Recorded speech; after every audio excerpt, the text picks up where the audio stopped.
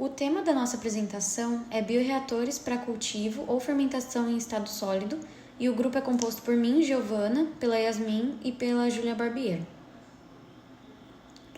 A fermentação industrial é um processo que converte substratos sólidos ou líquidos em produtos de alto valor por meio da ação de micro-organismos, gerando enzimas e metabólitos secundários. Nesse contexto, a fermentação em estado sólido ela é definida como um processo biotecnológico no qual micro-organismos crescem sobre materiais sólidos na ausência ou quase ausência de água livre, mas com umidade suficiente para sustentar o seu metabolismo. Trata-se de um sistema trifásico heterogêneo, composto por uma fase sólida, que é o substrato insolúvel, uma fase líquida, que é a película de água com nutrientes, e uma fase gasosa, que é o ar que preenche os poros entre as partículas. A feza ela é considerada uma alternativa atrativa à fermentação submersa para a produção de diversos bioprodutos, especialmente enzimas, compostos bioativos, biopesticidas e biosurfactantes, devido a vantagens como menor consumo de água, menor risco de contaminação, maior produtividade volumétrica e a possibilidade de uso de resíduos agroindustriais como substrato. Na fez, a fase gasosa que existe entre as partículas é importante por conta da pobre condutividade termal do ar comparado à água. Outro ponto são as variedades de matrizes utilizadas, que variam em termos de composição, tamanho, resistência mecânica, porosidade e capacidade de segurar a água. Outros fatores que afetam o design do bioreator são a morfologia do micro-organismo, sua resistência à agitação e a necessidade ou não de processos estéreis. Os fungos eles são os micro-organismos mais adequados para esse tipo de fermentação, por conta da sua capacidade de crescer em ambientes com baixa umidade e de penetrar no substrato, reduzindo a contaminação. Apesar das suas vantagens, o uso da fez em escala industrial ainda é limitado por desafios relacionados à transferência de calor e massa, controle de temperatura e umidade e dificuldades de mistura. Para que um bioproduto chegue ao mercado, é necessário seguir etapas que garantam a correta implementação e a ampliação da escala do processo. O desenvolvimento de um bioprocesso ocorre normalmente em 3 escalas: a laboratorial, escala piloto e industrial. Na escala de bancada, são usados pequenos volumes para a otimização do processo, testando diferentes fontes de nutrientes e parâmetros físicos e químicos, como temperatura, pH, agitação e aeração. Também é possível realizar simulações e validação de modelos, e com as condições otimizadas e testadas, o processo pode ser transferido para a escala piloto. Essa transferência ela exige a manutenção de parâmetros como agitação e aeração e a similaridade geométrica entre os bioreatores. A escala piloto ela serve como uma etapa de demonstração da viabilidade econômica e técnica, além de permitir identificar parâmetros críticos que não puderam ser otimizados em laboratório. Uma vez comprovada essa viabilidade, o processo ele pode seguir para as etapas industrial e comercial. E a ampliação da escala envolve necessariamente o projeto dos bioreatores em todos os níveis e a escolha correta do bioreator fundamental em todas as etapas, dependendo do modo de operação, do teor de umidade, dos recursos financeiros disponíveis e dos micro-organismos utilizados. Diferentes tipos de bioreatores têm sido empregados e todos os modelos compartilham de um desafio comum durante o escalonamento, que é superar as limitações de transferência de massa e calor em uma matriz porosa, orgânica, além da heterogeneidade do sistema. Micro-organismos como bactérias, fungos e as algas têm um papel significante na extração de produtos desejados utilizando essa técnica. Os micro-organismos mais comumente empregados na fez são os fungos filamentosos, pois sua morfologia permite a penetração e colonização eficiente do substrato sólido. A escolha do micro-organismo depende da resistência ao cisalhamento e da necessidade de esterilidade do processo. As espécies do gênero Aspergillus, como Aspergillus niger e oryza, se destacam pela produção de diversas enzimas hidrolíticas, como as celulases, pectinases, amilases e outras, pelos ácidos orgânicos, como o cítrico e o fumárico, e outros metabólitos secundários. Também são muito utilizados o gênero Trichoderma, reconhecidos pela produção de celulases, além de esporos com ação biopesticida. O gênero Rhizopus aparece na produção de fitase e ácido fumárico. Entre as bactérias, o gênero Bacillus é o mais relevante. Thuringiensis produz toxinas inseticidas e Subtilis gera lipopeptídeos antifúngicos. E Bacillus pumilис produz protease alcalina. E as leveduras, como a Cluiveromyces e a Saccharomyces cerevisiae, também são empregadas principalmente na obtenção de etanol e compostos aromáticos voláteis. Os bioreatores estáticos, bandeja e leito fixo, eles são os mais empregados para fungos filamentosos. Para bactérias, os reatores com pulsação de pressão e leito fixo são muito utilizados, pois eles permitem alta aeração e um certo grau de mistura sem danificar as células, e as leveduras elas podem ser cultivadas tanto em leito fixo quanto em tambor rotatório. Os substratos para fezes são geralmente materiais sólidos, insolúveis em água, que atuam como suporte físico, fonte de carbono, nitrogênio e outros nutrientes. Os mais utilizados são resíduos lignocelulósicos agroindustriais, como farelo de trigo, bagaço de cana, palha de arroz, casca de frutas, borra de café e resíduos de cervejaria. A composição do substrato influencia diretamente no projeto do bioreator e na estratégia de controle dos parâmetros. Os substratos ricos em amido ou lipídios podem formar aglomerados durante o crescimento fúngico, dificultando a transferência de oxigênio e calor. Devido à baixa condutividade térmica nos sólidos, ocorre acúmulo de calor metabólico, sendo necessária a aeração forçada para dissipação, o que acaba acelerando a perda de umidade e pode ressecar o substrato. A porosidade inadequada da matriz, ela favorece a canalização do ar, criando gradientes indesejados de temperatura e umidade, e a heterogeneidade dificulta a uniformidade do cultivo e a recuperação dos bioprodutos, muitas vezes exigindo extração com solventes orgânicos, o que eleva os custos e o impacto ambiental. Nos bioreatores de cultivo em estado sólido, o desempenho do processo depende diretamente do controle de diversos parâmetros físicos, químicos e biológicos. Um dos fatores mais importantes é a temperatura. O calor metabólico gerado pelos micro-organismos, aliado à baixa condutividade térmica do leito sólido, leva ao acúmulo de calor e à formação de gradientes térmicos.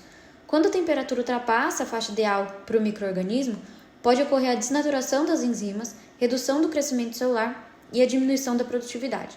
Por outro lado, temperaturas muito baixas retardam o metabolismo microbiano e prolongam o tempo de fermentação.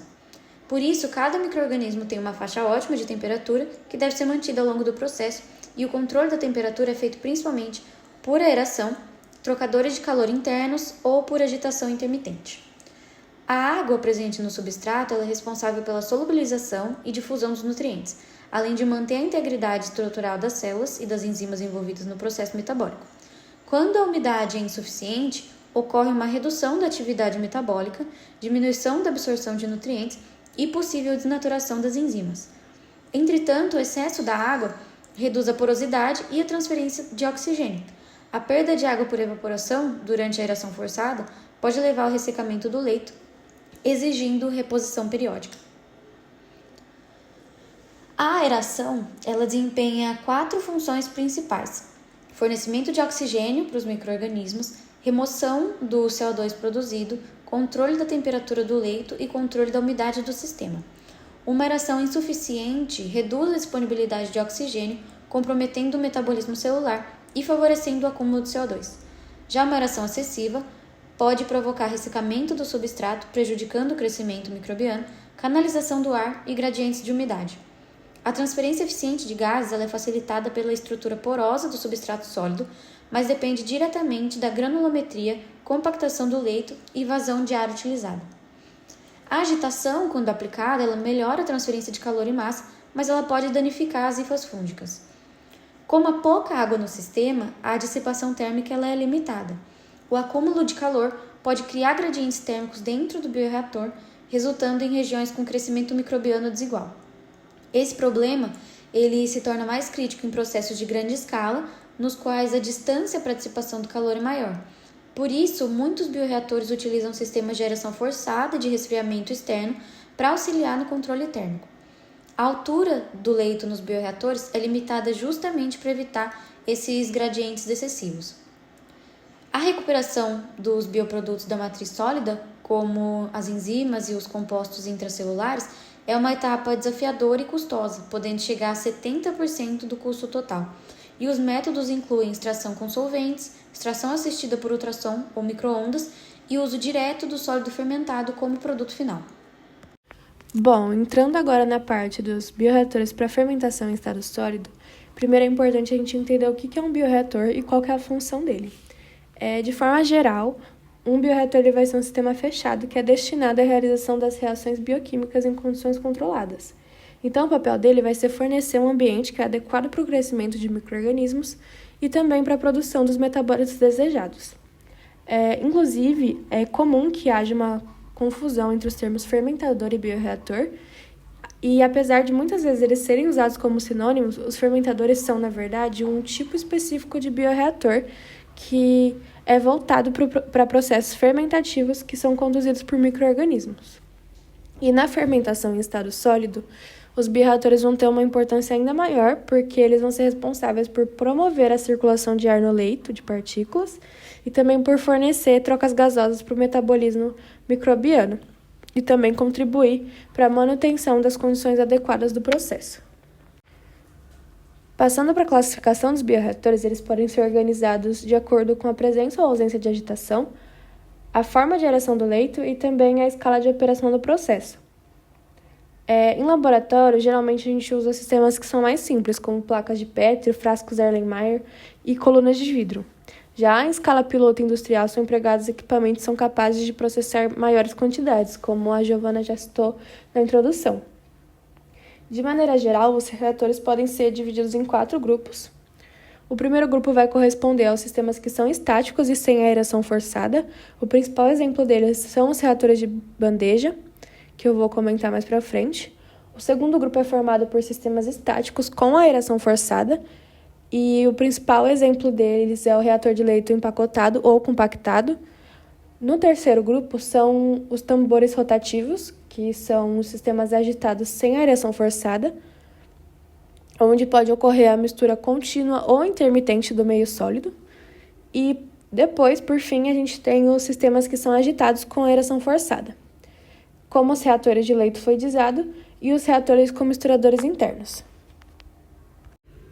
Então, a gente consegue perceber que eles vão se diferenciar principalmente pela forma que ocorre a aeração e pela presença ou não de agitação. Aqui nessa imagem, a gente tem os 4 tipos principais. Então, na letra A, a gente tem os bioreatores de bandeja. Nele, o substrato vai ser distribuído em camadas finas e ele vai permanecer em repouso durante todo o processo. A circulação de ar vai acontecer naturalmente, sem a utilização de aeração forçada. Na letra B, a gente tem os reatores de leito empacotado.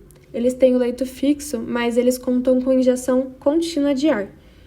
E esse ar vai passar entre os espaços existentes nas partículas do substrato. Desse jeito, a gente consegue um suprimento melhor de oxigênio, sem precisar movimentar o meio. Nos tambores rotativos, a gente tem uma mistura contínua intermitente dos substratos. Os tambores rotativos são da letra C. Essa movimentação vai favorecer a redistribuição da temperatura e da umidade e vai promover uma homogeneidade maior do sistema. E na letra D, a gente tem os sistemas de leito fluidizado e também aqueles que têm misturadores internos, e eles vão ter aeração forçada e movimentação do material. Isso reduz a estagnação do meio e também favorece as transferências de calor e massa. E quando a gente compara os diferentes tipos de bioreatores, a gente vê que não tem um tipo que é ideal para todas as situações. A escolha vai depender principalmente do micro-organismo que vai ser utilizado, das características do substrato e da escala de produção desejada. E cada configuração vai ter algumas vantagens e limitações que vão estar relacionadas ao controle operacional, à transferência de calor e massa e também à facilidade de descalonamento. E por isso é importante analisar cada sistema de forma individual. Começando pelos sistemas estáticos, os bioreatores de bandeja eles são os mais simples e os tradicionais da fermentação em estado sólido. A principal vantagem dele é o baixo custo e a simplicidade da construção. Além disso, o escalonamento dele também é relativamente fácil, porque pode ser realizado somente aumentando o número de bandejas, mantendo a altura do leito constante, só que esses sistemas têm algumas limitações, como o controle de temperatura e umidade ser mais difícil, ter uma elevada demanda por mão de obra e o processo pode ser menos eficiente em grandes escalas. Inclusive, alguns estudos mais recentes vêm propondo versões automatizadas e integradas desse tipo de reator, buscando reduzir o manuseio do substrato e também diminuir os riscos de contaminação. Ainda nos sistemas estáticos, a gente vai ter os reatores de leito empacotado ou leito compacto. Eles vão operar com aeração forçada através de um leito que vai continuar estático. Isso vai permitir para a gente um melhor controle das variáveis do processo e também possibilitar a gente trabalhar com maiores cargas de substrato quando a gente compara com as bandejas. Esses reatores eles são interessantes principalmente para fungos filamentosos, principalmente porque não tem agitação mecânica, e isso vai evitar danos às hifas. Só que, por outro lado, em escalas maiores, a gente tem alguns problemas de compactação do leito e também de formação de caminhos preferenciais para o ar. Isso faz com que algumas regiões recebam mais oxigênio e também apresentem maior acúmulo de calor. E para reduzir esses problemas, algumas configurações que são mais modernas foram desenvolvidas, como o sistema Zimuth, que foi citado na literatura muitas vezes, que vai utilizar placas internas de resfriamento para auxiliar no controle térmico. Agora, partindo para os sistemas agitados, a gente tem os reatores de tambor rotativo. Eles utilizam a própria rotação do vaso para promover uma mistura do substrato. Essa movimentação vai favorecer a homogeneização do sistema e também melhorar a distribuição da temperatura e umidade. Além disso, ela também vai evitar a formação de aglomerados. A transferência do calor também é facilitada pelo contato do material com as paredes resfriadas do equipamento, e um dos problemas é que a agitação constante ela também pode ser um problema. Muitos fungos utilizados na fermentação em estado sólido, eles têm as estruturas filamentosas delicadas, as hifas, né? De o estresse mecânico que é causado pela mistura, ele pode causar danos a essas hifas e também comprometer a produção de biomassa e metabólitos. E outra coisa que é importante a gente considerar é que apenas 30% do volume total do equipamento pode ser ocupado pelo substrato, para a gente garantir que tenha a circulação do ar de forma adequada. E, como alternativa, tem alguns sistemas que utilizam agitação intermitente, o que busca um equilíbrio entre a homogeneização do meio e também a preservação dos micro-organismos. Já aqueles reatores que são de leito fluidizado e aqueles que possuem misturadores internos para a agitação, eles vão combinar a passagem de ar forçada com a movimentação do substrato. Nesses sistemas, o movimento do substrato vai acontecer por conta da passagem de ar através do leito. Isso vai quebrar as regiões de estagnação e também favorecer transferências de calor e massa. Como consequência, vai acontecer uma maior homogeneização do meio, né? E também uma distribuição mais uniforme das condições de cultivo. E essas características vão tornar esse tipo de bioreator muito interessante para aplicações que vão ter necessidade de maior eficiência na transferência de calor e oxigênio. Só que, assim como ocorre nos tambores rotativos, a movimentação excessiva pode representar uma limitação desse sistema. E apesar das vantagens da fermentação em estado sólido, a aplicação dela em escala industrial ainda tem alguns desafios. E um dos principais problemas que a gente tem é o acúmulo de calor metabólico gerado pelos micro-organismos. Como os substratos sólidos eles têm baixa condutividade térmica e não têm uma fase líquida contínua, esse calor não se dissipa facilmente. E, além disso, a gente tem a formação de gradientes de temperatura, umidade e concentração de oxigênio ao longo do leito. Isso faz com que as diferentes regiões desse sistema tenham condições distintas de cultivo também. Outro desafio importante é que a gente tem dificuldade no controle de umidade. Quando a gente promove a aeração forçada, a gente também promove a secagem do meio.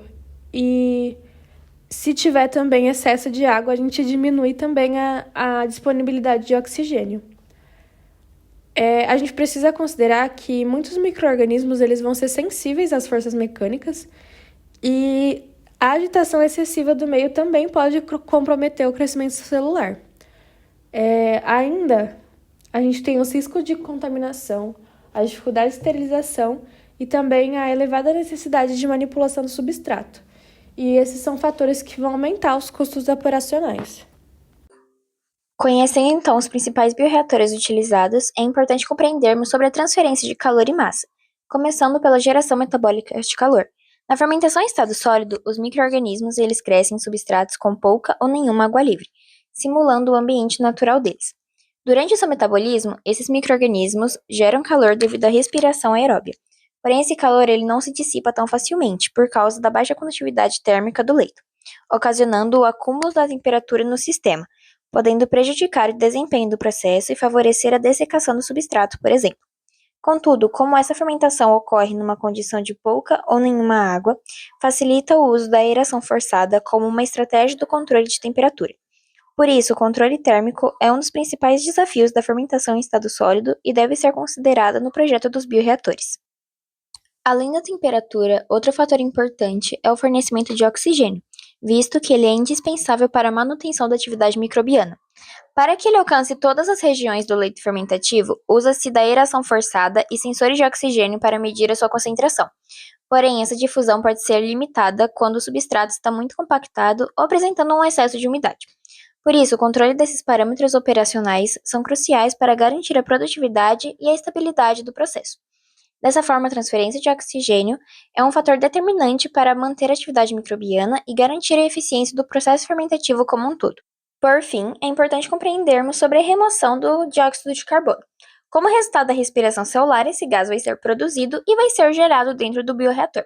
Essa quantidade ela vai estar relacionada com a atividade metabólica, que pode ser utilizada como um indicador do crescimento microbiano. Porém, o acúmulo desse gás pode prejudicar o processo, por isso, usa-se da aeração forçada contínua para remover e evitar o seu acúmulo. Essa remoção consiste na difusão do CO2 produzido pela biomassa para os poros do leito, seguido pelo arraste do gás pela corrente de ar e, por fim, a sua remoção para o exterior do bioreator. Além disso, o monitoramento do gás fornece informações sobre o desempenho da fermentação. A fermentação em estado sólido ela pode ser aplicada de diversas formas, como a produção das enzimas de interesse industrial. Os fungos filamentosos, como aspergillus e penicillium, são os micro-organismos mais empregados devido à sua elevada capacidade de crescimento em substratos sólidos e produção de enzimas extracelulares que podem ser aplicadas em diversos setores. Além destes, também é comum o uso de bactérias e leveduras. Uma vantagem desse tipo de fermentação é a utilização de resíduos agroindustriais como substrato. Um exemplo disso é a produção de uma enzima por Aspergillus niger, partindo de resíduos da manga. Outra aplicação importante é a produção de biocombustíveis, principalmente o bioetanol. Nesse processo, os resíduos agroindustriais são utilizados como matéria-prima, tornando a tecnologia mais sustentável e econômica. Os micro-organismos eles degradam a biomassa lignocelulósica por meio da produção de enzimas, liberando açúcares que posteriormente são convertidos em bioetanol. A sua produção ela envolve etapas de pré-tratamento, sacarificação, fermentação e recuperação do produto final. Além disso, por utilizar resíduos agrícolas, essa tecnologia possibilita a produção de biocombustíveis de segunda geração, sem competir. A fermentação em estado sólido ela também é amplamente utilizada para produzir metabólitos de alto valor comercial, principalmente os metabólitos secundários. Entre eles destacam-se os antibióticos, que possuem grande importância para a indústria farmacêutica, e os biosurfactantes, utilizados em cosméticos e medicamentos, e outros bioativos de interesse industrial. Dessa forma, os bioreatores para fermentação em estado sólido, eles representam uma plataforma versátil para a produção de metabólitos do interesse comercial, associando então uma elevada produtividade, a menor demanda de recursos e o aproveitamento sustentável de resíduos. Por fim, esse tipo de fermentação, ela pode ser utilizada na produção de biofertilizantes e agentes de biocontrole. Os micro-organismos mais comuns para esse tipo de produção é o tricoderma e os bacilos, que auxiliam no crescimento das plantas, melhoram a disponibilidade de nutrientes e contribuem para a saúde do solo.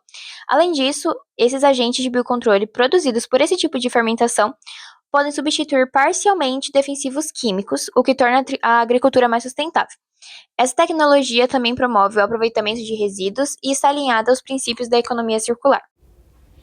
Como em outro sistema, nesse também, o escalonamento e a automação são aspectos fundamentais para que essa fermentação em estado sólido seja uma tecnologia que seja mais competitiva para o mercado.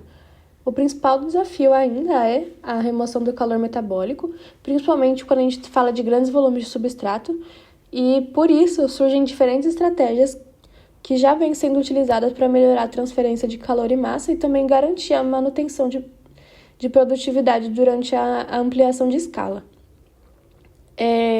Além disso, alguns modelos matemáticos vêm sendo usados para prever o comportamento do processo em escalas maiores, o que auxilia também no desenvolvimento de bioreatores que sejam mais eficientes. Quando a gente fala de automação, a tendência é desenvolver sistemas que são mais capazes de monitorar continuamente as variáveis críticas, como a temperatura e a umidade, permitindo os ajustes em tempo real e também aumentando a estabilidade do processo. Também têm sido desenvolvidos equipamentos mais integrados e modulares que são capazes de reunir diversas etapas em uma única unidade, o que reduz a manipulação do substrato e também diminui os riscos de contaminação e aumenta a produtividade. Assim, o desenvolvimento de novos bioreatores, junto com as estratégias de automação e escalonamento, é muito importante para a gente conseguir ampliar as aplicações industriais dessa fermentação em estado sólido e também explorar de uma forma que seja mais eficiente o potencial dessa tecnologia. As tendências atuais da fermentação em estado sólido estão relacionadas principalmente à automação dos bioreatores e à aplicação de ferramentas digitais para otimizar os processos. Um exemplo é o BioFES, desenvolvido em parceria com a UFSCar, que é um bioreator voltado para a produção de micro-organismos usados no controle biológico agrícola. Esse novo equipamento ele busca solucionar desafios clássicos da fermentação, como o acúmulo de calor metabólico, o acúmulo do dióxido de carbono e a dificuldade do escalonamento industrial. Além disso, tecnologias como inteligência artificial e modelagem computacional permitem monitorar e controlar variáveis importantes em tempo real, aumentando a eficiência e a previsibilidade dos processos. Para o futuro, espera-se o desenvolvimento de bioreatores cada vez mais inteligentes, automatizados e capazes de superar limitações relacionadas ao controle de temperatura, umidade e transferência de gases. Dessa forma, a fermentação em estado sólido se consolida como uma tecnologia promissora para uma biotecnologia mais sustentável e eficiente. A fermentação em estado sólido mostra-se uma alternativa promissora e sustentável à fermentação submersa. No entanto, a sua aplicação em escala industrial ainda enfrenta desafios significativos relacionados à transferência de calor e massa, controle de temperatura e umidade e à heterogeneidade do leito sólido. A escolha adequada do bioreator é fundamental e deve considerar o micro-organismo utilizado, propriedades do substrato e a escala de operação. Os avanços em automação, modelagem matemática e a inteligência artificial vêm superando as limitações clássicas, tornando a FES uma tecnologia viável para a produção industrial de biomoléculas de alto valor agregado, alinhado aos princípios da economia circular. As nossas referências vão estar no trabalho enviado. E é isso. Obrigada pela atenção.